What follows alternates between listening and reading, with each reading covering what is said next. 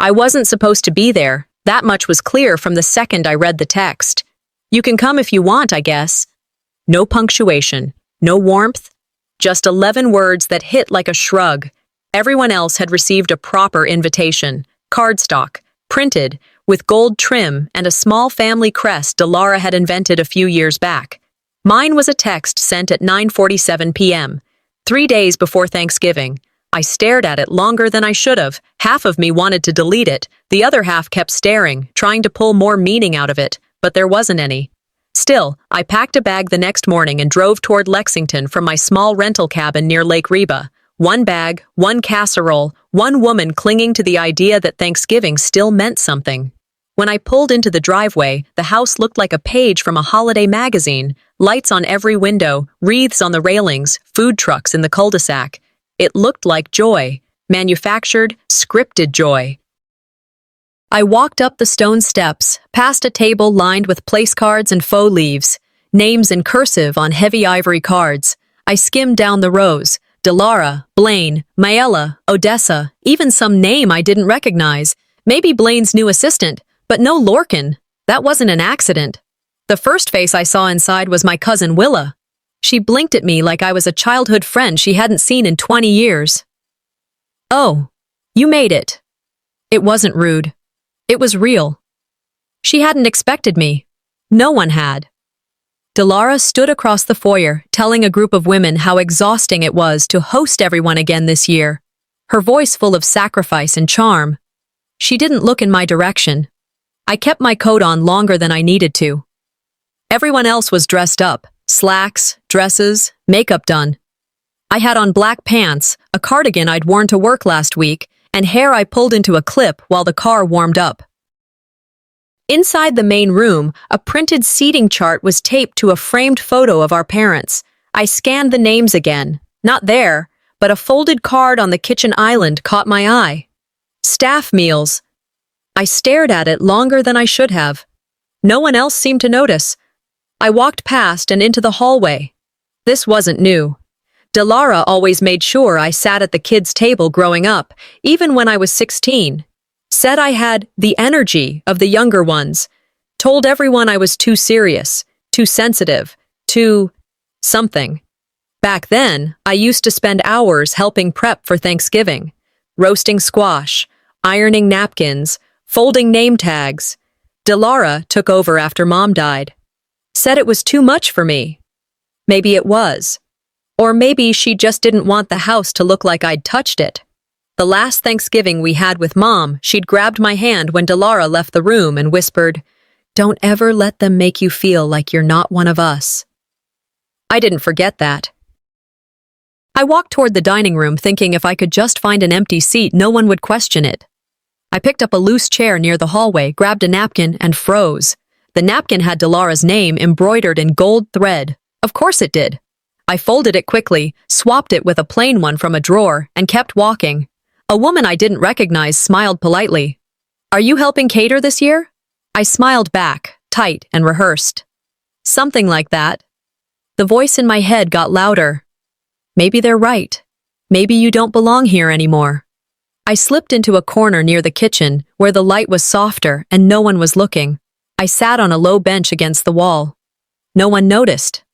The sounds from the dining room were loud, laughing, forks on china, toasts clinking against wine glasses. But what hurt most wasn't that they'd left me out. It was how easy it was for them to do it. I watched Delara serve my stuffing, the one I'd made for years. She called it her updated family recipe. No one questioned it. Everyone praised her. So earthy. Perfect balance. "You always do too much, Delara." I kept chewing.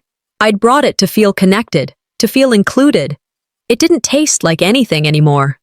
"It's fine," I whispered to myself.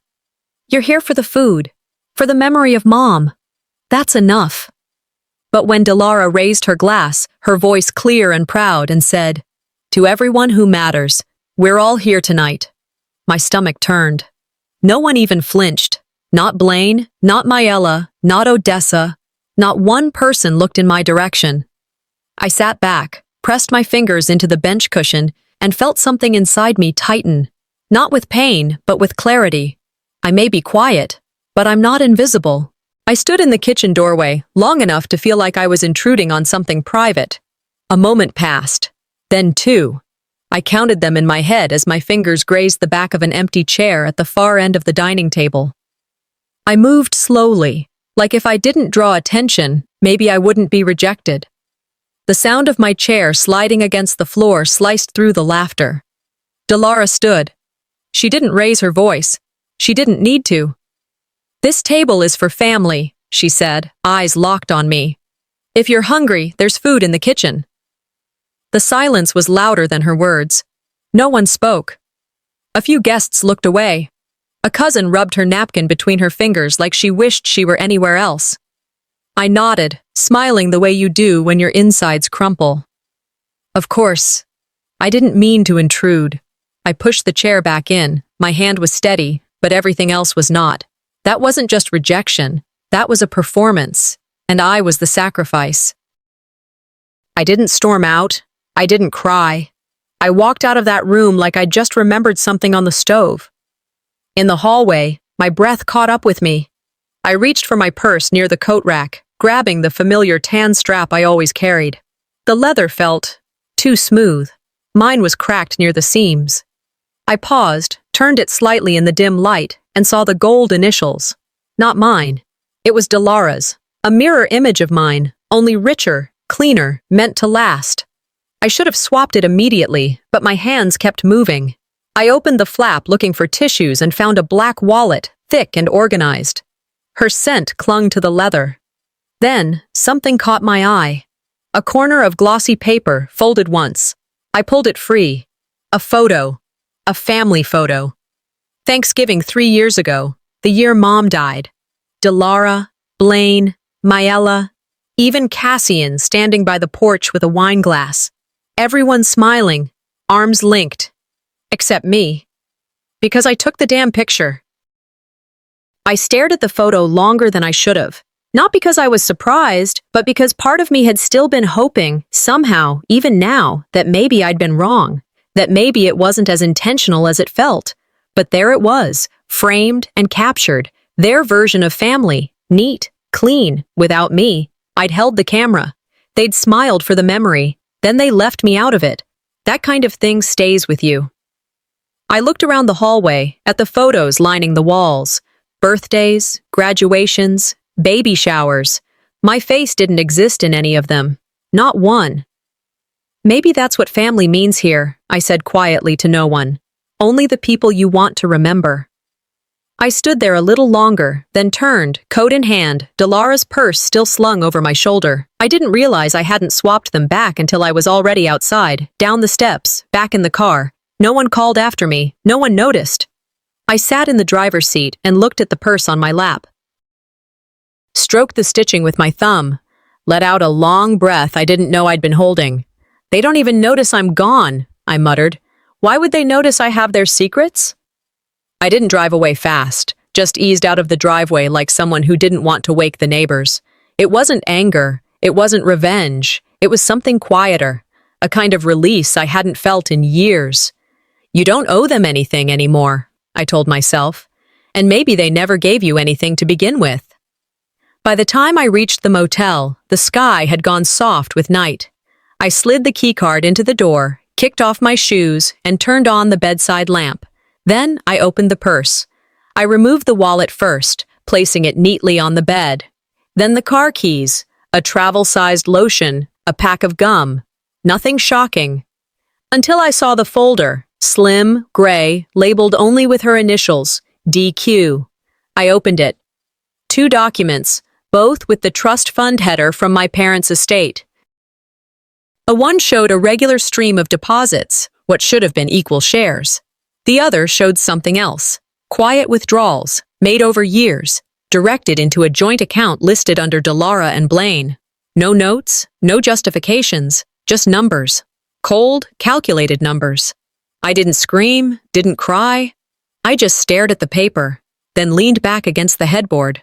She'd taken everything, and no one stopped her. This time, I wouldn't leave quietly. I didn't sleep that night. Couldn't really. After everything I saw, after everything I felt, I just sat on the edge of the motel bed, the purse still open beside me, as if I were afraid to close it and pretend none of it was real.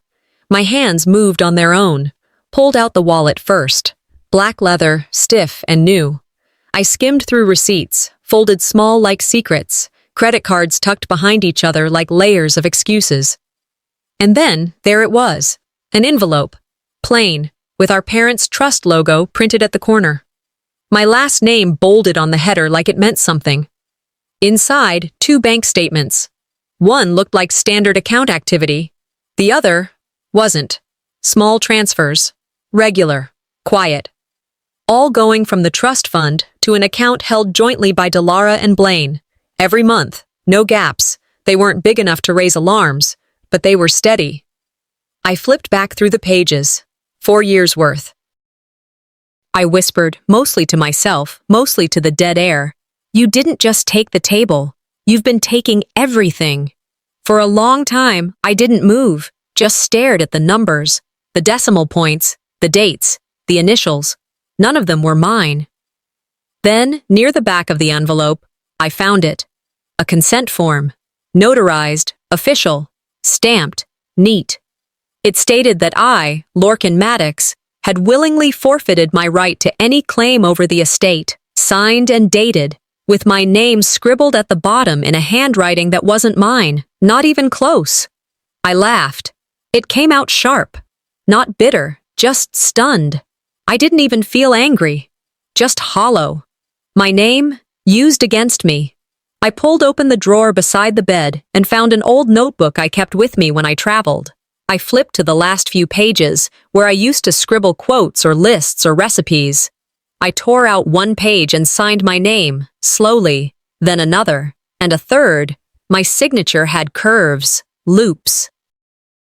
A slight dip at the end, the one on the document, jagged, forced, like someone trying to draw a name from memory. I sat back and remembered what Delara had told me years ago when I'd asked about the estate. There wasn't much left anyway. She'd lied, straight-faced, like it meant nothing, like I wouldn't question it. I thought about how easy it is to lose your history when you're quiet. People will write your chapter for you if you don't show up with a pen. I reached for my phone and searched the contact I hadn't touched in over 5 years. Cassian Grigg. The lawyer who'd handled the estate after Mom passed. The voicemail picked up. This is Lorcan Maddox. I need to talk about my mother's trust. Please call me back. I hung up and set the phone down on the bed. Then I opened my laptop just to distract myself. Searched his name. One of the first results was a local article from years ago.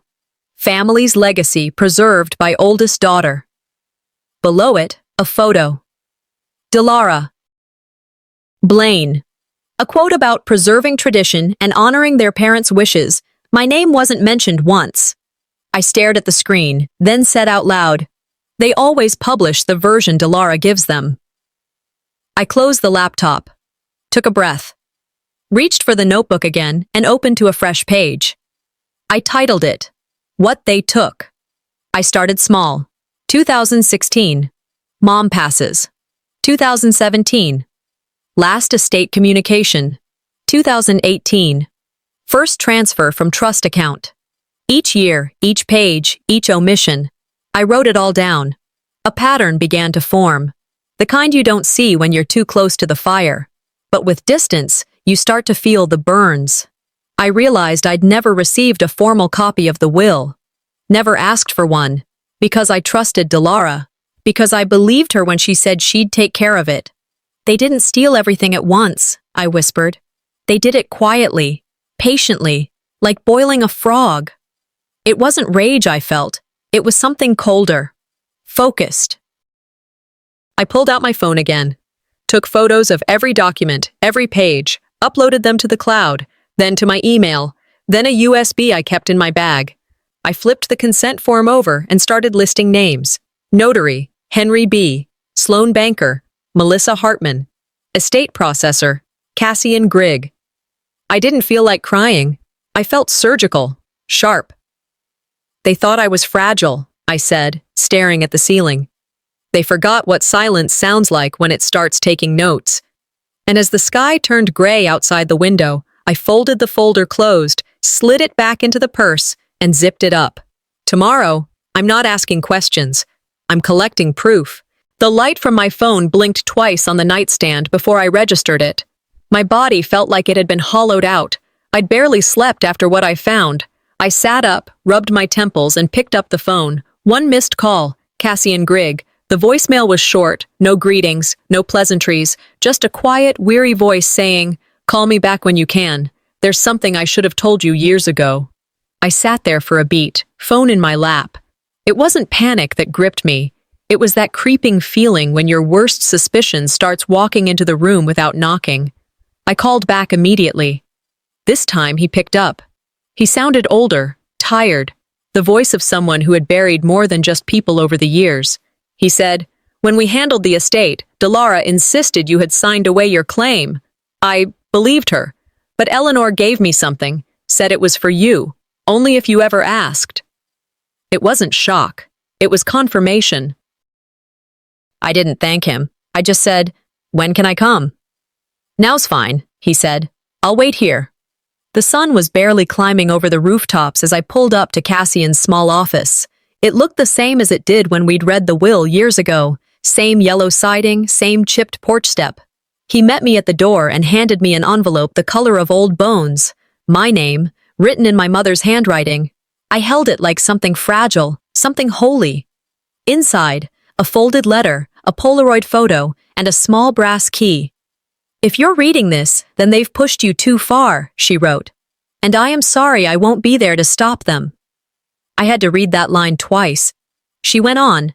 She talked about how she saw the changes in Delara, how she started keeping things from me, conversations, decisions, details. Said she tried to correct it, but was told she was overthinking, that she shouldn't stress in her condition. Mom knew. She always knew. The letter ended with one sentence underlined. "Don't let silence be the story they write for you." I sat in my car afterward, the envelope on the seat next to me, the key cold in my palm. On the tag, it read, Unit 14B, Fern Hill Storage. Cassian had already confirmed she rented it under her name alone. No mention in the estate, no mention from Delara. I drove across town, not feeling the roads under me. The storage place was plain, rows of metal doors and gravel walkways. I found the unit, slid in the key, turned it. The lock clicked. Inside were 4 boxes, neatly labeled. One had my name, one said keepsakes, one just read truth. In the far corner, a fireproof folder sat on top of a faded fleece blanket. I opened it. Inside were early drafts of the will. Letters from Mom to Cassian asking for equal division. Even emails printed out. Delara telling Cassian things like, "Let's keep it simple," and "Lorcan won't want the stress." It wasn't just about the money. It was how easily I'd been written out of my own bloodline. Neatly. Legally. Quietly. This wasn't a mistake. This was editing the family to fit Delara's comfort. I sat back in the car, spread everything out on the passenger seat. The folder, the photo of Mom and me baking in the kitchen, the letter. I thought about the years I'd stayed quiet, about all the ways I let people tell my story for me because I thought it would keep the peace. Mom used to tell me, your worth doesn't decrease based on someone else's inability to see it. I opened the voice recorder on my phone. I read the letter out loud. Not because I needed proof, but because I needed to hear her voice inside mine.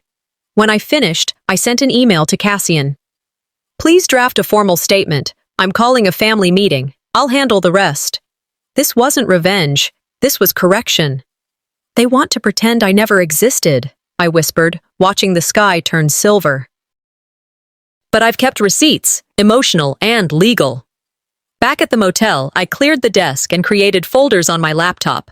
Evidence A, financials. Evidence B, communications. Evidence C, Mom's files.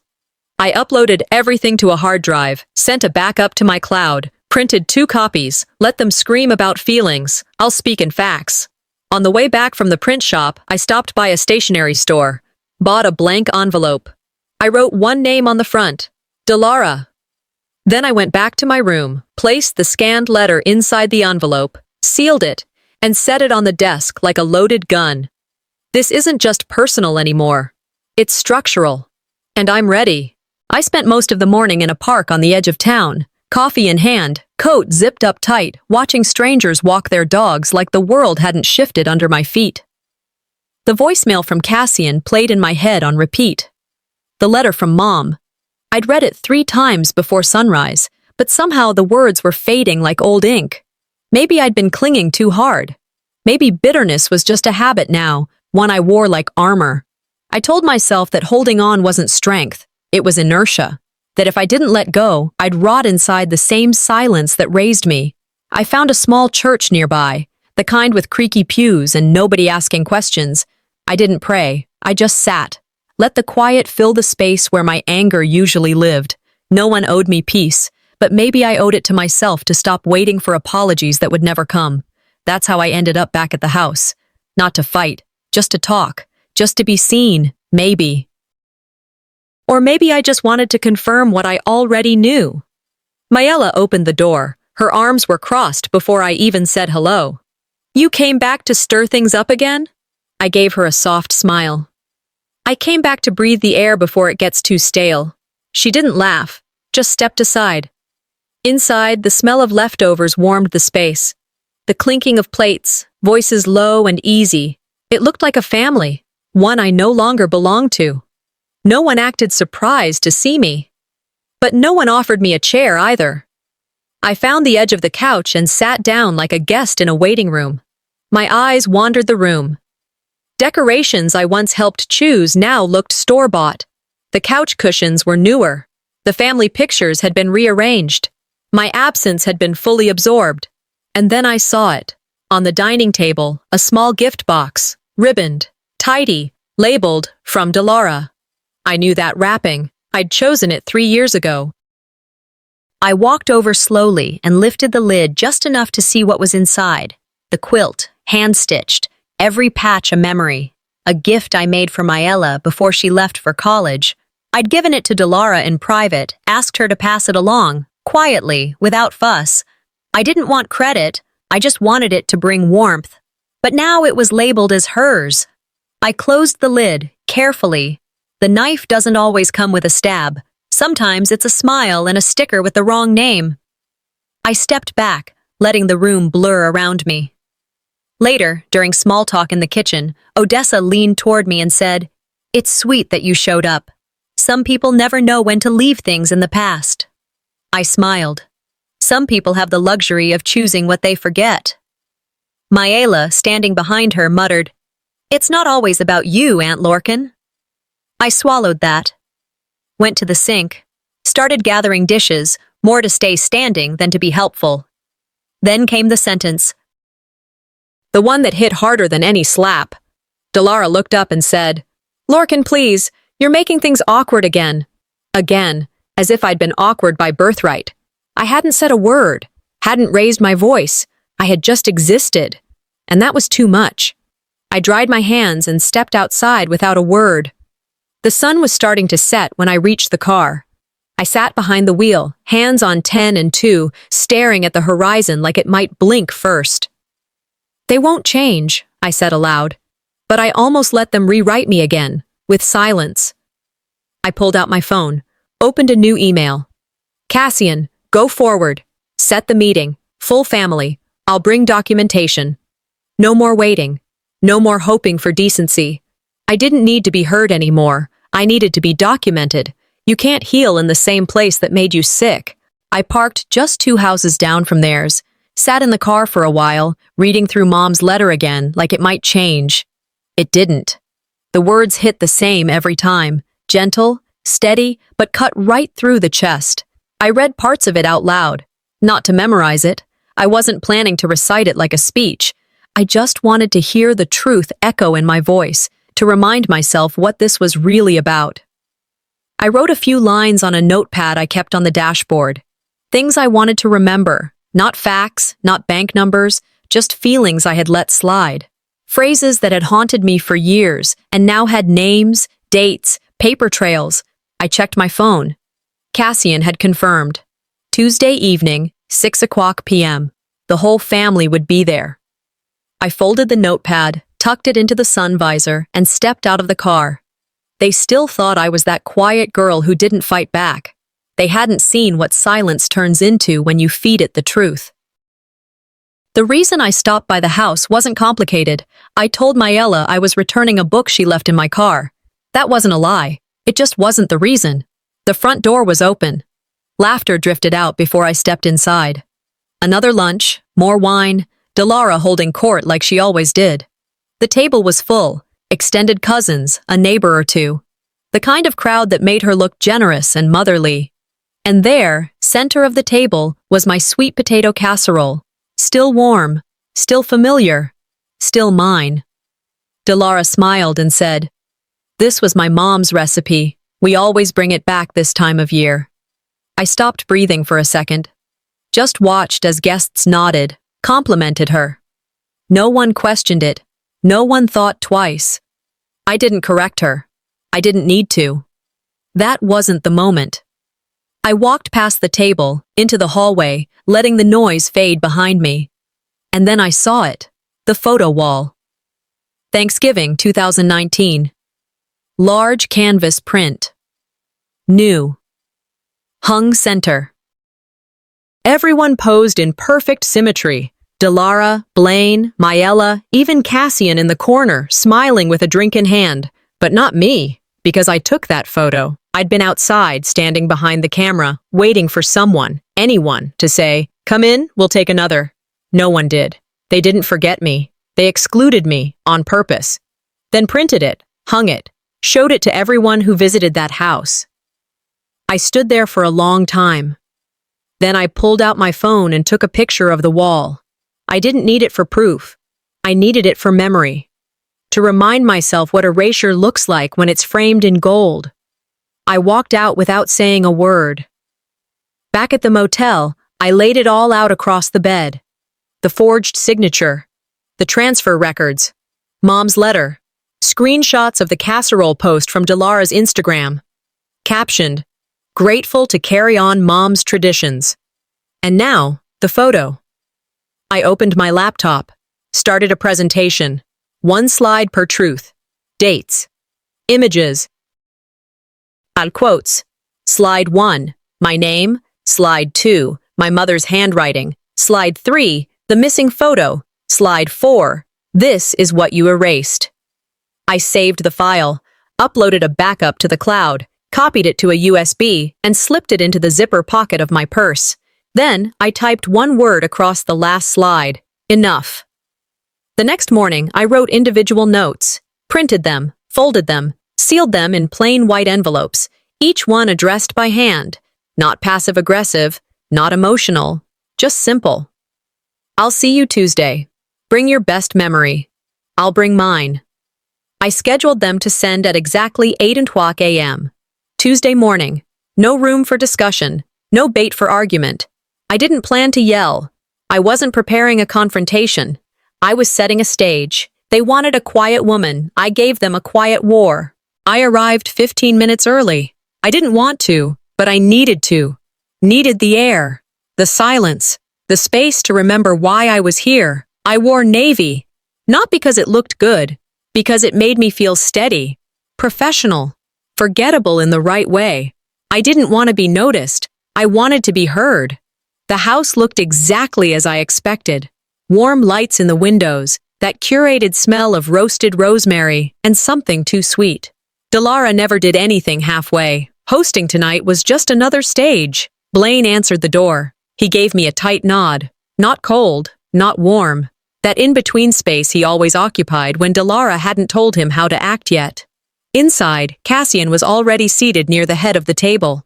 Odessa sat 2 chairs down. Mayella scrolled her phone. No one said much. I walked around to the far end and pulled out the last chair. No one offered it. I didn't need them to.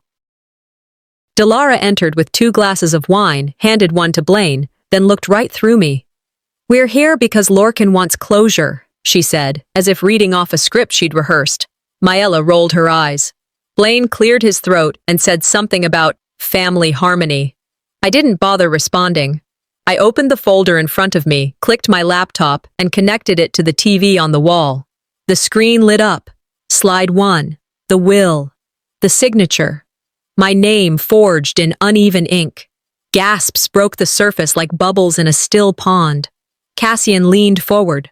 Odessa's hands twitched. Delara stiffened. "This is the signature you say I wrote," I said. "Here's mine, 10 years apart, no match." No one spoke. I let it sit. Delara stood up, adjusting her blazer like it could armor her. "There must have been a filing issue. These things happen. Paperwork gets crossed." I clicked again. Slide 2, the quilt I made for Maella. Tagged online as hand-stitched by Mom. Slide 3, the sweet potato casserole I cooked, captioned as Delara's family tradition. Slide 4, the Thanksgiving photo from 2019. Everyone smiling, except me, behind the camera. Delara's face cracked. "You're not a part of this family anymore," she snapped. "You're just a guest trying to rewrite history." The room dropped 10 degrees. Even the lights felt colder. I didn't answer her. I let the silence bloom. When I finally spoke, I didn't raise my voice. I didn't come here to beg for love or inclusion. I came to return the story to the one who lived it. I laid out the next few slides. Financial transfers, screenshots of estate documents, emails Delara never thought I'd see again. Cassian spoke next. "There are clear discrepancies. We'll need to amend the filings and reopen review." Odessa, for once, didn't hide behind her wine glass. She nodded, slowly, like she'd been holding that nod in for years. Maella whispered, "So everything you said was true?" I looked at her, not angry, just tired. "It always was. You just never wanted to hear it." Delara slammed her wine glass on the table. It didn't break, but it should have. She stormed out of the room without another word. No one followed her. I didn't gloat. I didn't smirk. I just sat there. Cassian closed his folder. "I'll begin paperwork tomorrow." A cousin across the table said, "I'm sorry I never asked your side." I nodded once. That was enough. Maella stood near the hallway, arms wrapped around herself. "I didn't know she was doing all this." "Because she made sure you didn't." Blaine hovered near the door, said nothing. I didn't expect him to. I packed my things slowly, folded each paper with care, slid the USB drive back into my purse. As I stepped outside, the night felt less sharp. Behind me, Delara's voice cut through the walls, still yelling, still performing. I didn't turn back. I didn't come to break the family. I came to break the lie they built around it.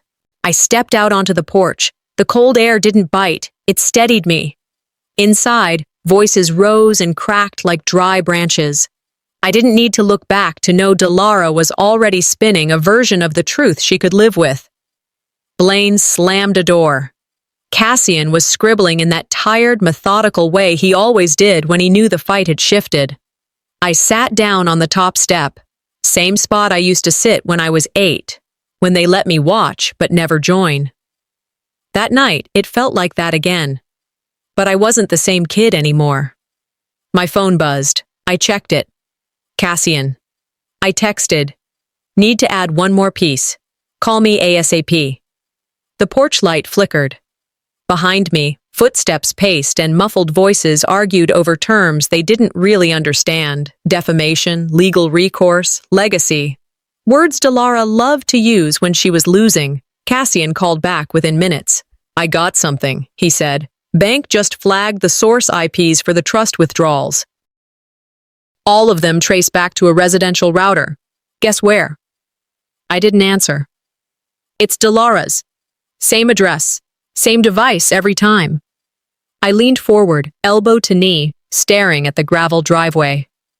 "Get me timestamps," I said, "and a certified copy. I'll email it tonight. Send one to my burner account, too." "You got it." I ended the call, but I didn't put the phone down.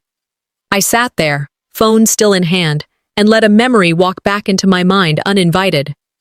It was 2017. Delara had looked me in the eye and said, "Let me handle it. Trust me."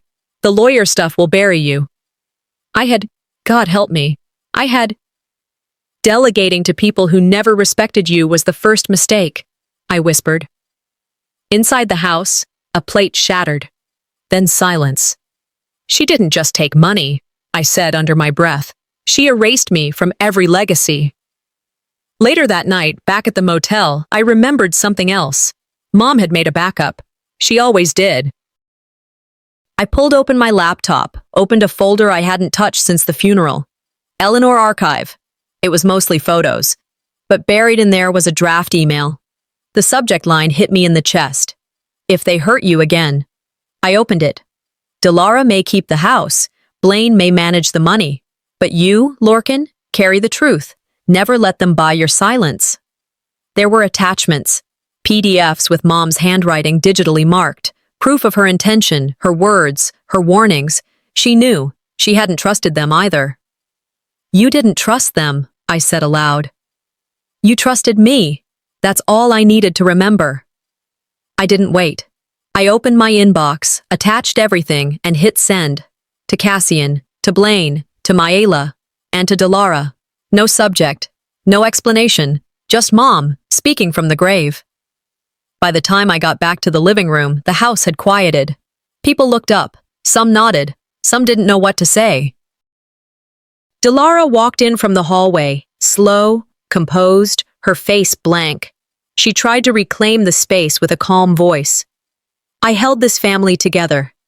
I didn't move. No, you held the narrative. I carried the weight. Blaine opened his mouth. I raised my phone and tilted it slightly. Cassian's email is in all your inboxes. That shut him up. Odessa sat straighter in her chair. Maela didn't blink, just stared at the screen of her phone, reading her mother's undoing in real time. And in that moment, for the first time in years, silence fell again. But this time, it belonged to them. I looked at every face in that room. I'm not asking to be invited back, I said. I'm asking that the lies stop being fed at this table. Cassian, from the corner, cleared his throat. Legal motions are in progress. I'll be handling them directly. Maela's voice broke the stillness. Why didn't anyone tell me? I didn't answer. I walked to the center of the table and placed Mom's letter down, right next to the wine bottle Delara had brought out earlier like it was communion. I turned, walked toward the door, and just before I reached for the handle, I reached into my coat pocket and pulled out the embroidered napkin from Thanksgiving. The one with Delara's name on it. I set it gently on the sideboard and walked out. You can keep the silverware, I said under my breath. I'm reclaiming my name. It had been a week, a quiet one. Lexington had settled back into its late fall rhythm, bare trees, brisk air, and early sunsets. At my cottage, the leaves had mostly fallen, but I hadn't swept them. Something about letting things sit where they landed felt honest. That afternoon, I received a message.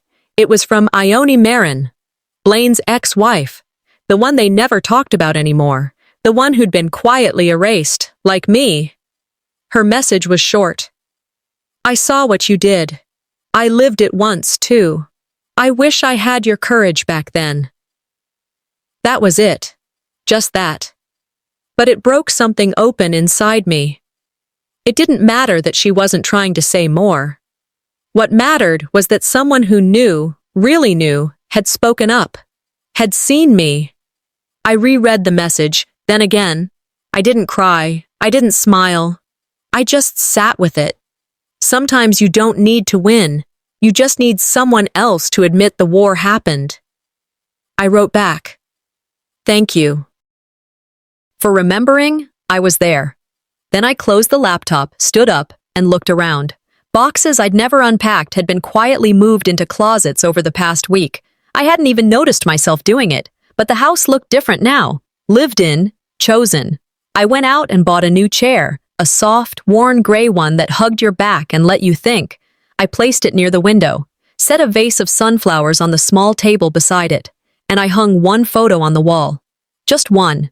It was of me, taken by my mother years ago. I was laughing, covered in flour, looking like someone who belonged. The embroidered napkin? I placed it in a shadow box and put it on a shelf. Not because I wanted to remember the insult, but because I survived it. I didn't need a seat at their table anymore. I'd built my own, and I knew exactly who was welcome. Over the next few days, I reached out to people, cousins, neighbors, even a couple old friends I hadn't seen since Mom's funeral. Not with bitterness, not to reopen anything, just to say hello, to let them come to me if they chose to. This time, I wasn't chasing a seat, I was opening a door. One night, I sat at my desk and wrote a letter. Not to Delara, not to Blaine, not to anyone who'd hurt me. I wrote it to myself. You did nothing wrong. You were never less. Silence wasn't peace. It was control. I signed it, dated it, slipped it into the back of a journal I kept on the nightstand. Then I wrote a second one, a shorter one. Forgiveness is not for them. It's for you when you're ready. I didn't keep that one. I tore it in half and burned it in a glass bowl on the porch. Not out of anger, out of release. Cassian called later that week, said Delara and Blaine had quietly stepped back from the neighborhood council, weren't hosting any more gatherings this season. No lawsuits, no public statements, because no lies were needed to undo them. The truth had been enough. Mayella texted me once, I don't know how to undo everything, but I saw you. I replied, that's a start, don't look away again. The house I once helped decorate for Thanksgiving stayed dark this year. That didn't bring me joy, it brought me closure, and that was enough. On Sunday, I went to the local farmer's market, walked past the flower stall Mom and I used to stop at. I picked 2 sunflowers, one for my windowsill, one for her grave. I drove to the cemetery with the windows down, even though it was cold. I liked the air, the truth in it. I stood by her stone, placed the flower down gently. They tried to erase me, Mom, I whispered. But your letter wrote me back into the story. Later that night, I packed away the napkin, the photo, and the printed email, slid them into a box labeled, Mine. I placed it on the top shelf of my closet. Then I turned off the lights and stood at the window, watching the night settle in. She once asked me, if they hurt you again, will you still believe in yourself? This time I did. I walked away, not to leave them, but to come back to myself.